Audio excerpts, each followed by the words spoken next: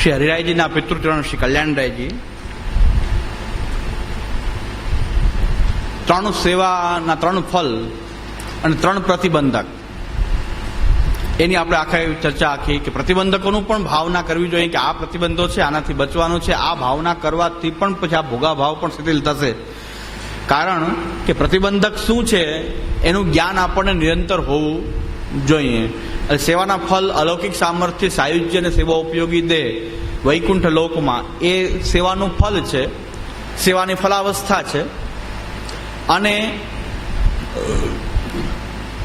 પ્રતિબંધક પણ પાછા 3 છે. ઉદ્વેગ, ઉદ્વેગ સતત બની રહેતો હોય તો પણ એ પ્રતિબંધક છે. ઉદ્વેગ પ્રતિબંધ, પ્રતિબંધમાં સાધારણ પ્રતિબંધ જે છે એના પર આપણે કંટ્રોલ કરી શકીએ તો સાધારણ પ્રતિબંધનું આપણે નિરાકરણ કરવાની આપણને ખબર હોવી જોઈએ, સૂઝ હોવી જોઈએ કે સાધારણ પ્રતિબંધનું કેવી રીતે નિવારણ કરવું. તો સાધારણ પ્રતિબંધક જે આપણી બુદ્ધિથી એમાં કઈ ઉકેલ લાવી શકીએ. ભગવત્કૃત પ્રતિબંધ હોય કે કોઈ ઉપાય, બધા ઉપાય અજમાવવા છતાં પણ ચિત્ત ચોટતું ન હોય તો આપણે ભગવત્કૃત પ્રતિબંધ છે તો પણ ત્યાં ઉપાય છે ભગવાન મહાત્મિક જ્ઞાનમાં સ્થિતિ કરવી, વિવેક ધૈર્યાશ્રયનું ચિંતન કરવું, શરણાગતિ જેવો છું છે એવો પ્રભુ આપની શરણમાં છું, શરણાગતિનું ભાવન કરવું કે તો પણ વાત બની જાય છે. તો એ આપણે પ્રતિબંધનો ખ્યાલ છે, એમાં શું ઉપાય અજમાવો એનું પણ ભાવના આપણે ખ્યાલ હોય તો આપણે પ્રતિબંધને પણ ખ્યાલ આવે, આપણને દેખાય સામે કે આ પ્રતિબંધ આવેલો છે, આનું સ્વરૂપ આવું છે જે આપણે ભણ્યા છીએ ગ્રંથમાં, તો એનું નિરાકરણ કેમ કરવું એની ભાવના આપણે કરવી જોઈએ. અને છેલ્લે ભોગ, ભોગમાં અલૌકિક ભોગ જે ઠાકોરજીને સેવાર્થ જે ભોગ જે છે આપણે એ બાધક નથી, પણ જે લૌકિક ભોગ જે છે એ ત્યાં એ બાધક છે. એ ભોગનું પણ આ ત્રણેયના બાધક તત્વો છે એનું ચિંતન કરવું જોઈએ કે આ સેવાના ફલમાં પ્રતિબંધકો છે એનું પણ ચિંતન કરવું જોઈએ. ઘણા કહે છે કે લીલાની ચર્ચા કરો, લીલાની ચર્ચા કરો, પણ શું વિક્ષેપક છે, શું દુસંગ છે, શું અપસિદ્ધાંત છે એને પણ જાણવું તો જોઈએ, નહીં તો એમાં ફસાઈ જશું. એટલે હવે એક વાત મારે પહોંચાડવાની છે, કહી જ દઉં, મોઢામાં આવી ગઈ છે તો મારે યોગ્ય જગ્યાએ પહોંચી જાય એવી મારી ઈચ્છા છે, એટલે પહોંચી જાય. અહીં જો હશે તો જાહેરમાં બોલું એટલે પહોંચી જાય, એ ટ્રાન્સમિટ થઈ જાય તો એકદમ, એટલે વાયરલ કરી જ દઉં કે કેવું આપણે અમુક જે છે આપણને દેખાઈ જાય કે આપ સિદ્ધાંત જ છે, પણ ઘણા સિદ્ધાંતના નામે પણ અપસિદ્ધાંત થતો હોય છે. સિદ્ધાંતનું મોરું છે આગળ અને પાછળ અપસિદ્ધાંત કેવો હોય છે એનું ઉદાહરણ તમને આપું. આ તો જાહેર પ્રવચનમાં છે કે જીવનમાં સાત્વિકતા રાખવી જોઈએ, જીવનમાં સાત્વિકતા રાખવી જોઈએ. સાત્વિકાહ ભગવદ ભક્તા, એમ શ્રી મહાપ્રભુજી આજ્ઞા કરી છે. સાત્વિકાહ ભગવદ ભક્તા, મને બહુ આનંદ છે. આ પ્રવચનના આ બધા અંશો છે શિરોમાન્ય છે, સારી વાત છે. સાત્વિકાહ ભગવદ ભક્તા, આપણે સાત્વિકતા ક્યારેય છોડવી નહીં. જે કાંઈ વસ્તુ વાપરીએ એમાં સાત્વિકતાનો વિચાર કરીને વાપરવું, નહીં તો આપણને ધર્મ રહેશે નહીં, બહિર્મુખ થઈ જશું, પુષ્ટિ ધર્મ તો આવશે જ નહીં. દૂધ આપણે વાપરવું તો ગાયનું, ગૌશાળામાં ગાયનું જે દૂધ આવે એ દૂધનો ઉપયોગ કરવો, ભેંસનો દૂધનો ઉપયોગ કદાપી ન કરવો. તામસી છે. તામસ શું કામ છે કે એમાં હિંસા થાય છે, કારણ કે પાડા બિચારા જીવતા નથી, ઓછું આયુષ્ય લઈને આવે છે. શું કરે બિચારા, પાડાને બિચારાને દૂધ પીવડાવવા દે જ નહીં અને દૂધ દોઈ લે અને છાશ પીવડાવ્યા કરે, પાડો બિચારો મરી જાય. પછી એમ કે પાડાનું આયુષ્ય ઓછું હોય, આપણે શું કહીએ, અમે તો એને છાશ પીવડાવતા હતા, પણ જન્મતા હવે છાશ પીવડાવતા બિચારા મરી જ જાય. એટલે ભેંસનું દૂધ લેવામાં હિંસા છે, સારી વાત છે, માનીએ છીએ આપણે, તામસી છે. હિંસા થતી હોય એ વસ્તુ તામસ છે, એ વસ્તુનો ઉપયોગ નહીં કરવો. દરેક વસ્તુમાં સાત્વિકતા રાખો, સાત્વિકતાનો ઉપયોગ કરો. ડેરીનું દૂધ પણ નહીં વાપરવાનું, એ ઠાકોરજી અંગીકાર કરાવવું નહીં. તો ઘણી બધી વાત સાત્વિકતામાં આવે છે કે આ બધી વસ્તુ સાત્વિકતાનો વિચાર કરીને ચાલુ પડે. ત્યારે ગાય જેના ઘરમાં છે એ તો બરાબર છે. એટલે મેં હમણાં અમારા ક્લાસમાં કીધું હતું કે ભાઈ ગાયનું દૂધ, મને એમ થયું કે અમે સાત્વિક થઈ જાય, તો મેં કીધું ગાયનું દૂધ આપણે ગૌશાળામાંથી મંગાવવું. મને એવું થયું તો બધા એક ભાઈ ભરવાડ છે એ કે હું ગાયનું દૂધ લાવું છું બધાએ, તો હું તો ડાયરેક્ટ હજી નોંધાયું નહોતું, પણ એક ભાઈ બીજા હતા એને 5 લીટર એનું, અમારા નાના ભાઈ છે એમણે કીધું 5 લીટર અમારું, પછી બીજા એક બંધાયું તો એને 2 લીટર એને, બધાને આપે દૂધ. એ ભાઈ મારી પાસે આવ્યા એ ભરવા, એને મેં કીધું તમે બધાને ગાયનું દૂધ આપો છો? કે હા ગાયનું, આપને જોયું તો આપે બોલો. તો મેં કીધું તમે કેટલી ગાય રાખો છો? તમારી પાસે ગાય કેટલી? કે એકે નહીં. તો આ દૂધ આવે છે ક્યાંથી? અને હવે આપણે ગાયનું દૂધ લેવા જઈએ તો એ પાછું 5 લીટર 10 લીટર જે કયો એ આપી જ દે, કારણ કે જલ અને થોડી થોડી હલ્દી એટલે ગાયનું દૂધ થઈ જાય. પાણી દે, પાણી આછું કરી દો એટલે ગાય. એ ભાઈ કે મારી પાસે એકે ગાય નથી. તો મેં કે તમે ગાયનું દૂધ આપણે સપ્લાય એટલી બધી કરો છો કેવી રીતે? હું બધેથી લઈ આવું છું. હવે એ બહારથી લાવીને આપે છે, એની પોતાની તો ગાય છે નહીં. તો હવે આપણે કદાચ આગ્રહ રાખીએ સાત્વિકતાનો, તો આપણે તો પાછું એ મિલાવટ વાળું જ આવવાનું છે. એના કરતા ડેરીમાં આપણે એમ થાય કે પેકિંગ તો છે, આ તો ડાયરેક્ટ જલ મિલાવ્યા. કે ક્યાંથી લાવે ઘેટા બકરાનું, શું લાવતો હોય ભગવાન જાણે, બકરાનું હોય ઘેટાનું હોય શું હોય આપણને કેમ ખબર પડે? એ ગાયના દૂધના ભાવમાં બધાને આપે, વૈષ્ણવ બધા નોંધાવવા માંડ્યા સાત્વિકતાના પ્રભાવમાં. કારણ કે વડીલ મોટા મહારાજશ્રી આજ્ઞા કરે તો બધાએ માનવું જોઈએ. મને એમ છે કે મારે માનવું જોઈએ, સાત્વિકતા મારે રાખવી જોઈએ. તો મને સાત્વિકતા મન થયું, પણ મેં કીધું મારું મન થયું આ પોતે બીજેથી આપે દૂધ, આમાં સાત્વિકતા આમાં ક્યાંથી લાવવી? મેં કીધું આપણે એવું જે આવે છે ડેરીનું દૂધ આવે છે અમૂલ ગાવ, એ બરાબર છે. મેં કીધું હવે પેકિંગ તો કરું, બીજું તો મિલાવટ ન થાય, જ્યાંથી જે આવ્યું એ તો આપણે લે. હવે તામસી તે તામસના આઘર્યા પ્રતાપ પદરજ ગંધ. તો પછી હવે તામસ બીજું શું? બ્રહ્મ સંબંધ કરણા સર્વેશામ દેહ જીવ્યો સર્વદોષ નિવૃત્તિ. જે પ્રાપ્ત છે એનાથી આપણે સેવા કરી શકીએ. હવે સાત્વિકતા ગાય હોય તો સારી વાત છે, ગૌશાળા રાખી શકીએ સારી વાત છે, ન હોય તો આપણે ફરજિયાત કંઈક ને કંઈક વસ્તુ આ રીતે બાંધછોડ કરીને વાપરવી તો પડે. તો બધી વસ્તુમાં એમ કીધું સાત્વિકતા વિના ધર્મ રહેશે નહીં, સાત્વિકતા રાખો. સત્ય વાત છે, એકદમ સત્ય વાત છે. હવે મારે જે વાત પહોંચાડવાની છે એ છે કે દ્રવ્યમાં સાત્વિકતા રાખવી કે ન રાખવી, કે જે આવે એ લઈ જ લેવું. દ્રવ્યમાં સાત્વિકતા કે સાત્વિકોનું જ દ્રવ્ય લેવું એવો સિદ્ધાંત છે કે નહીં? કે દ્રવ્ય તો જે આવે એ સાત્વિક થઈ જાય. દ્રવ્યમાં સાત્વિકતા રાખવી જોઈએ કે ન રાખવી જોઈએ? કે સાત્વિકોનું જ દ્રવ્ય લેવું જોઈએ, તામસીઓનું ન લેવું જોઈએ. તો દ્રવ્યમાં નિયમ લાગે છે કે નહીં એ હું ખાસ મને પૂછવાની ઈચ્છા છે, પણ મારી સાથે વાત કરતા નથી. પણ છતાં નિવેદન પહોંચી જાય કે દ્રવ્યમાં સાત્વિકતાનો વિચાર છે કે નહીં. દ્રવ્ય તો બધું ચાલે, ગમે એ આપી જાય ચાલે, ગમે તે કાળા બજારી હોય ગમે તે લાવીને આપે. ધાક ધમકીઓનો જેનો ધંધો છે, ધાક ધમકી આપવાનો જેનો ધંધો છે, એના પૈસા લેવામાં આવ્યા છે, એના પૈસા લેવામાં આવ્યા છે સામેથી. કે જેનો ધાક ધમકી આપીને ગુંડાગીરીનો ધંધો છે, એના પૈસા લેવામાં વાંધો નથી, ત્યાં સાત્વિકતા આવી ગઈ. તો મેઇન સાત્વિકતા તો શાસ્ત્ર એમ કહે છે કે દ્રવ્યની શુદ્ધિ એ સૌથી પહેલી શુદ્ધિ છે, પછી ગાયના દૂધની બધી વાત તો પછીની છે. પેલા દ્રવ્યથી જ બધી સાત્વિકતા આવશે. દ્રવ્ય ગમે એનું ચાલશે, ત્યાં સાત્વિકતાની જરૂરી નથી કે છે એમ હું પૂછવા માંગુ છું. જ્ઞાન વૃદ્ધ વયોવૃદ્ધ અને શાસ્ત્ર મર્મજ્ઞ એને હું કે આ પૂછું છું કે શાસ્ત્રનો નિર્ણય શું છે? સાત્વિકતા ખાલી દૂધમાં રાખવાની, ભેંસનું દૂધ ને ગાયના દૂધમાં સાત્વિકતા રાખવાની, વસ્તુ વાપરવામાં સાત્વિકતા રાખવાની, પણ દ્રવ્યમાં રાખવી કે ન રાખવી? કે દ્રવ્ય ગમે એનું લઈ લેવું? એટલે એ ખાસ વિચારણીય વસ્તુ છે કે ભાઈ દ્રવ્યમાં પહેલી સાત્વિકતા હોવી જોઈએ, સૌથી સાત્વિકતા દ્રવ્યમાં હોવી જોઈએ.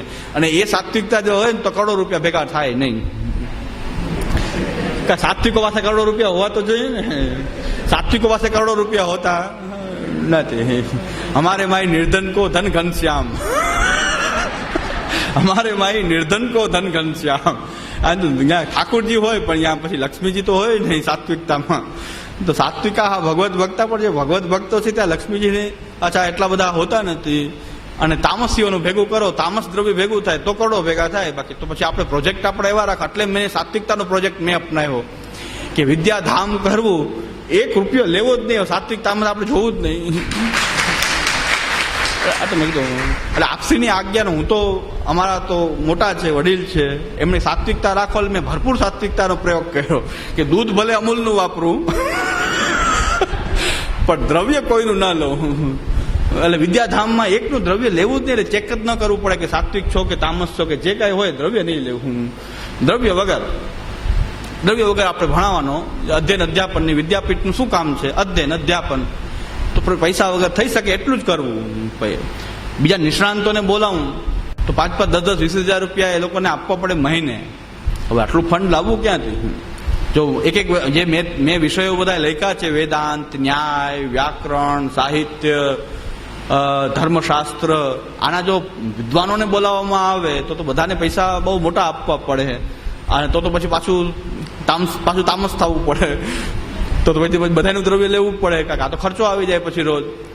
એટલે પછી મેં કીધું આ દાઢી સાવણી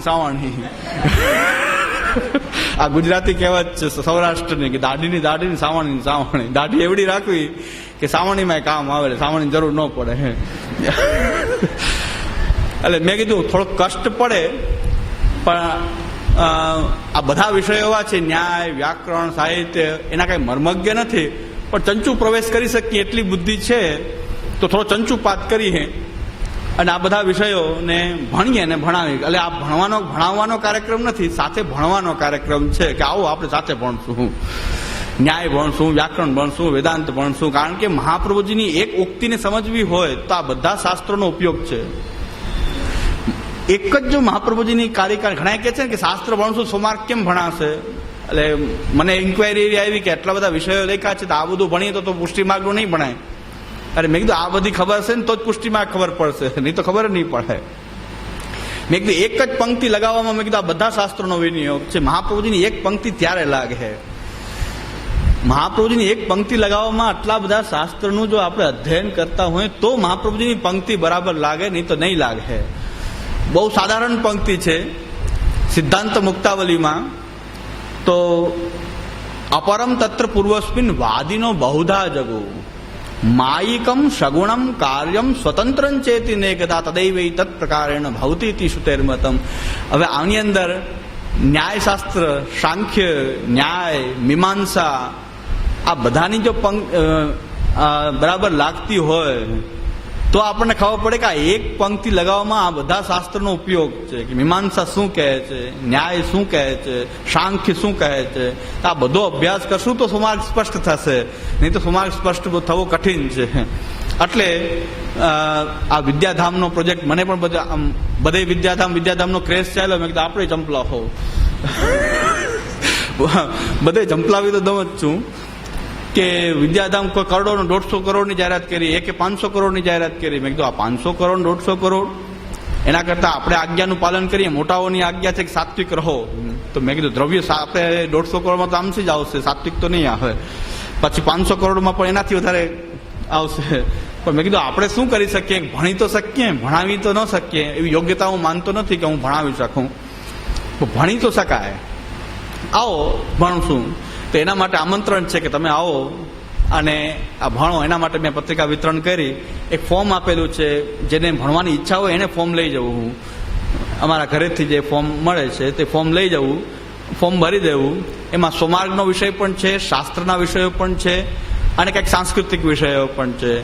એટલે ઘણા લોકોને એમ છે કે અમે કાંઈ ઈચ્છા નથી, વાર્તા પ્રસંગ. મેં તો વાર્તા સાહિત્ય એનો પણ ડિપ્લોમા કોર્સ મૂકેલો છે, વાર્તા સાહિત્ય ડિપ્લોમા, સેવા પ્રણાલિકા ડિપ્લોમા, કથા સાધના ડિપ્લોમા. હા, એ સામાન્ય બધા એક જ વિષય થોડુંક જ ભણવું છે, વાર્તા સાહિત્ય ભણવું છે. તો વાર્તા સાહિત્યના ઘણા વિદ્યાર્થી આવી ગયા છે કે વાર્તા સાહિત્ય કઈ ભાષામાં ભણવું છે? બ્રજભાષામાં ભણવું છે, ગુજરાતીમાં ભણવું છે, સંસ્કૃતમાં ભણવું છે, કે પહેલા ઇંગ્લિશનો વિચાર તો ઇંગ્લિશ ડ્રોપ કર્યું કે ઇંગ્લિશ પાછું એનું આવર્તન વધી જશે. ગુજરાતી, બ્રજભાષા, હિન્દી, મારવાડી, કારણ કે અમારી પિતૃભાષા મારવાડી જ છે, માતૃભાષા બ્રજભાષા છે. અમારા પિતાના પરિવારમાં બધા મારવાડી બોલે છે. અમારા માતા હજી સુધી બ્રજભાષાને વળગી રહ્યા છે કે હું મારવાડી નહીં અપનાવું, હું બ્રજભાષા બોલે છું. એ વ્રજના છે. એટલે મારી મેં કીધું માતૃભાષા જુદી છે ને પિતૃભાષા જુદી છે. મારવાડી અમારી પિતૃભાષા છે, માતાની ભાષા બ્રજભાષા છે. મારવાડીમાં કોઈને ભણવું હશે, કારણ કે અહીં નહીં, એ કિશનગઢ વગેરેમાં તો ત્યાં મારવાડી મીડિયમ ચાલે છે. તો ત્યાં મારવાડીમાં 16 ગણના પ્રવચન મારવાડીમાં કરવામાં આવે છે. એટલે ત્યાંના માટે ખાસ મારવાડી વિષય છે. એટલે આ યુનિવર્સિટી વિદ્યાધામ એવું છે કે હરતું ફરતું છે. કિશનગઢ મુકામ થાય તો ત્યાં મારવાડીમાં વિદ્યાધામ ત્યાં ચાલુ થઈ જશે. હરતું ફરતું વિદ્યાધામ છે કે જ્યાં હોય ત્યાં શરૂઆત કરી દેવાની. કારણ કે આપણા ઋષિમુનિઓએ ઝાડ નીચે બેસીને એ વિદ્યાર્થીઓને ભણાવ્યા છે. મહાપ્રભુજી પર્ણકુટીમાં રહીને એ વેણુ ગીત પુનઃ યુગલ ગીત કી રસ બરખા બરખા એ પર્ણકુટીમાં રહીને અધ્યયન અધ્યાપન મહાપ્રભુજી નિરંતર કર્યું છે. તો આ ખોટો ક્રેઝ આપણને થઈ ગયો છે બીજા સંપ્રદાયમાં હોય એમાં આપણે પણ કરવું કે કરોડો રૂપિયાનો પ્રોજેક્ટ હોય તો જ વિદ્યાનું અર્જન થઈ શકે. એમાં આપણી શક્તિ ભણાવવા મને એમ થયું કે આ શક્તિ કેટલી વેડફાય. મેનેજમેન્ટમાં દ્રવ્ય એકત્ર કરવામાં જગ્યા જગ્યાએ પ્રવાસ કરવામાં શક્તિનો વેડફાટ થાય. આ શક્તિનો ઉપયોગ ભણવા માટે કરી દઈએ તો આપણે ભણાવી પણ શકીએ. તો આ શક્તિ જે છે કારણ કે પછી બીજું કંઈ કામ કરવાનું જ નથી. વિદ્યાર્થી આવે તો ભણાવવાનું કે આપણે તો ચાલુ જ રાખવાનું છે. પછી ન્યાય જોવું પડે, ધર્મશાસ્ત્ર જોવું પડે, વ્યાકરણ જોવું પડે, મીમાંસા જોવું પડે. એટલે આપણે તો અમારો તો ચાલુ થઈ જાય છે. એટલે કાલથી જ પ્રારંભ છે. વિદ્યાધામનો પ્રારંભ કાલથી જ કરીએ છીએ. એટલે કોઈ આવે કે ના આવે પણ આ તો ચાલુ જ કરવું રાખવું પડે. કોણ ક્યારે આવી જાય કે ન્યાય ભણાવો ચાલો, તો એની માટે સજ્જ તૈયાર રહેવું જોઈએ. શસ્ત્ર સરંજામ રાખીને તૈયાર. કોઈ કે વ્યાકરણ તો વ્યાકરણ, ધર્મશાસ્ત્ર, મીમાંસા તો મીમાંસા. જે ભણવું હોય તે સોમાર્ગના વિષયો ષોડશ ગ્રંથથી લઈને સુબોધની પર્યંત. એ પુષ્ટિમાર્ગે હરિરાયજીના બધા ગ્રંથો, પુરુષોત્તમજીના બધા ગ્રંથો, એ બધું જ આ કોર્સમાં સમાવિષ્ટ છે. વાર્તા સાહિત્ય, દયારામભાઈનું સાહિત્ય, આટલા બધા કોર્સ મેં એમાં પત્રિકામાં લખેલા છે. તો આ વિદ્યાધામ જે છે એની પાછી પદ્ધતિ એવી છે કોઈ પરીક્ષા નહીં અને નિત્ય પરીક્ષા. ઓમ પરીક્ષા એકેય નહીં કે તમે આગળ વધો ક્યારે કે પાછલું વિષય તમે જાણતા હો તો તમને આગલો પાઠ ભણાવવામાં આવે, નહીં તો ત્યાં નહીં. એટલે પરીક્ષામાં કોઈ શાસ્ત્રીય પદ્ધતિ છે કે જેટલો વિષય ભણ્યા એ તમને કમ્પ્લીટ હોય તો આગળ પ્રવેશ કરવાનો, નકર ત્યાં ને ત્યાં રહેવાનું. હમણાં સંસ્કૃતિ શિબિર થઈ તો ઘણા કે આ તો એ નહીં આવે છે, પણ એટલું આવ્યું ક્યાં? એ તો કયો